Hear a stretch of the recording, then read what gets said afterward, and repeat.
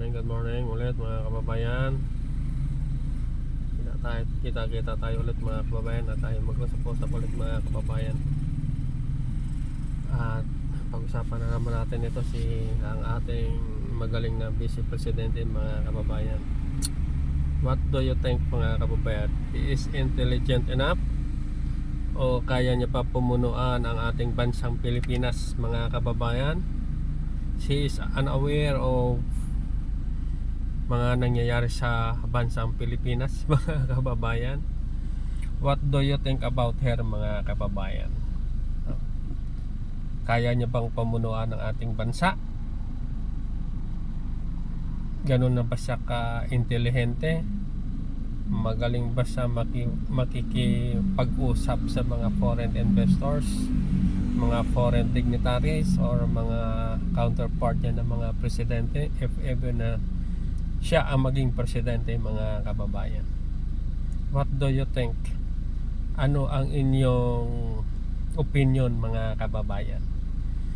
Kasi dito mga kababayan, nakita po natin siya nang siya ay tinanong regarding sa Pax Silica na yan mga kababayan. Ay ang sabi niya, Pax Silic ano? So ibig sabihin mga kababayan, hindi siya aware sa nangyayari sa bansa natin. Kasi ilang linggo na ang topic na yan, Pax Silica na yan mga kababayan. Kaso kasi ang kanilang pag-iisip ay isa lang, to destabilize ang government ni PBBM mga kababayan. So yun lang talaga ang kanilang iniisip. Hindi sila aware kung ano ang mga nangyayari sa bansa natin. Pero mga kababayan, meron tayong pasahero So magkita tayo ulit mga kababayan. Darating ng 8 minuto sa ganap na 3:22 AM. Ang rutang ito ay walang bayad. So dito muna tayo. Passenger is sharing their location.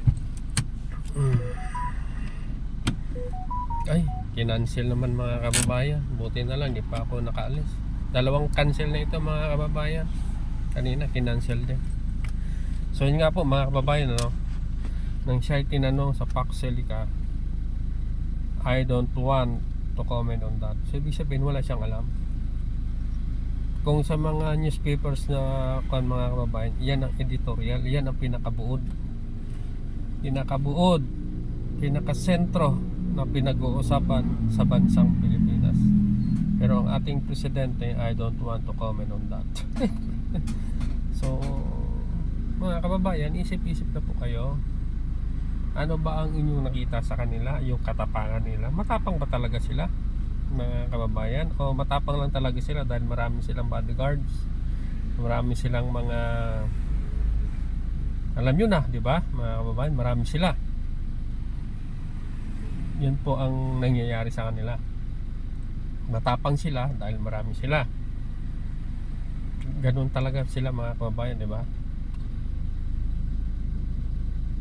Hindi nga nila mapakulong si Trillanes kung talagang sila, di ba mga kababayan? Si Senator Trillanes,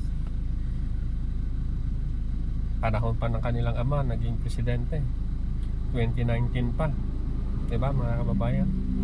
So balik po tayo doon mga kababayan sa Pax Silica.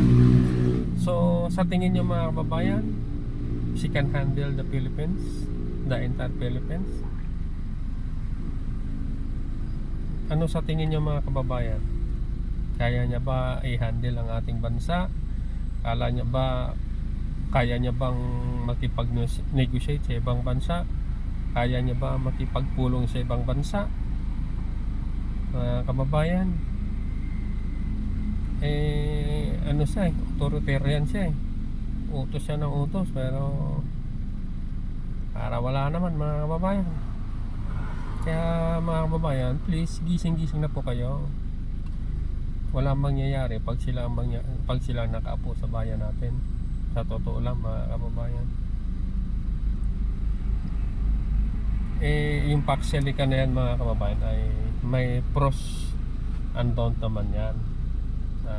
Marami tayong naririnig ng mga commentators, marami tayong mga naririnig mga eksperto na siyempre, ang bansa natin, yung government natin, hinay-hinay, no?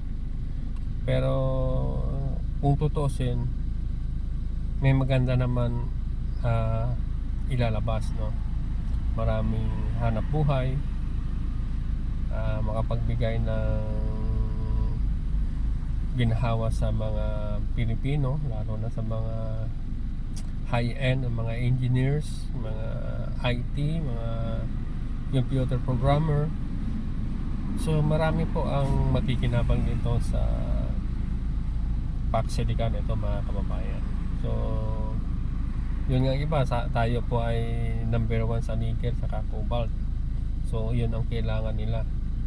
Tapos sabi naman daw ng iba, kailangan ng maraming tubig dahil nga yun, mainit daw yung yung itong sa kuryente. Pero mayroong isang eksperto na kinompare niya para sa isang sasakyan na mayroong radiator to ang cooling system niya, mga kababayan. So meron talaga na magandang ibibigay, ikakakaunlad ng bayan natin. At 1,000 hectares ang kanilang kailangan doon sa Tarlac. Kanya mga kababayan, ano sa tingin nyo, no? Makakapagbigay ba ng magandang kinabukasan sa ating taong bayan o makaapekto sa ating mga kababayan doon sa Tarlac at sa Clark, mga kababayan? Kasi 1,000 hectares po yon. At ang sabi nila ay sa kuryente ay talagang malakas daw yon. So ang iba naman na mga eksperto, kailangan nila magpatayo ng kanilang parang nuclear plant na hindi naman ganun kalaki na to supply ang kanilang kuryente. Kasi sabi nga ng isang eksperto na hindi pwedeng nagpa-fluctuate ang kanilang kuryente, ang kanilang current, kasi yun nga artificial AI at hub nga siya. Tapos maging producer pa tayo ng mga chips, mga kababayan. So malaking bagay po talaga, no? Merong hindi maganda, merong maganda. So pero kung sa akin ay dapat ano na ng bansa natin ito, i-grab na ito, kasi malaking bagay talaga. Katulad naman yung nangyari din sa Bataan nuclear plant na yan, no? Laking sayang, laking pakinabang sana yan. Wala naman nangyari dahil hindi ginamit. Bilyones ang ginastos dyan dahil lamang sa mga politiko. So sa akin palagay, mga kababayan, ay it's time na ng government, ang PAC Silicon na yan, makapagbigay ng trabaho. Siyempre mga waste nila dapat lang talaga medyo maganda ang ating waste management. Pati sa tubig, sabi nila kailangan daw maraming tubig, pero yun nga, siyempre lahat naman may solusyon, lahat naman may paraan, di ba, mga kababayan? Pati sa kuryente may paraan, pati sa waste management may paraan. So depende lang yan sa pag-design at sa paggawa ng kanilang hub dito sa atin, mga kababayan. Siyempre mo, malaki. Sabi nga nila mga 100,000 jobs daw yan ang mapuputos niya, sabi mga kababayan, kung totoo yan. So malaking bagay yun, at siguro baka lalaki ang sweldo, mga kababayan, di ba? So kung sa akin lang palagay, mga kababayan, ay grab it on, mga kababayan, at pag-aralan ng mabuti kung paano ang igaganda sa bansa natin.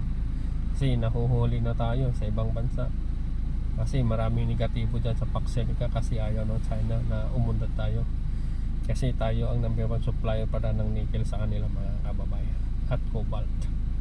So kung maging mayayari yan, tayo ng supplier, tayo ng mga gumagawa, so sa kanila, sila na ang kukuha sa atin, mga kababayan. So lalaki ang kita ng bansang Pilipinas, ba, mga kababayan? So ang ano lang talaga, management at mga solid waste management yan, kuryente, tubig, dapat ay pag-aralan mismo ng ating pamahalaan, ba, mga kababayan? So maraming salamat po muli sa inyong panonood, sa inyong oras, sa inyong time. Ingat po kayo sa inyong mga hanap buhay, mga kababayan. God bless us all. Bye bye.